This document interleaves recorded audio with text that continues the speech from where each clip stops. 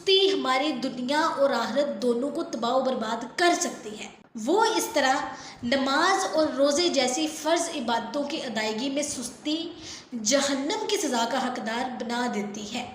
سستی کاہلی کی وجہ سے ہمارے گھر والے ہم سے ناراض ہو سکتے ہیں۔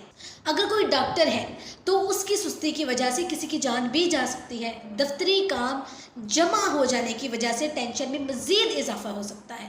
سستی اور کاہلی صرف ہم پر اثر انداز نہیں ہوتی، بلکہ اس کے اثرات ہمارے بچوں پر اور ہمارے باقی گھر والوں پر بھی پڑ سکتے ہیں۔ جب سستی کے اتنے سارے نقصانات ہیں تو سستی کا علاج کرنے میں بھی سستی نہیں کرنی چاہیے۔ اپنی سستی کو تسلیم کیجئے۔ نمبر 2 ہے دعا کیجئے۔ نمبر 3 کام کرنے کے طریقے سوچئے۔ ہم اکثر کام نہ کرنے کے بہانے تلاش کرتے ہیں۔ کیا کبھی ہم نے کام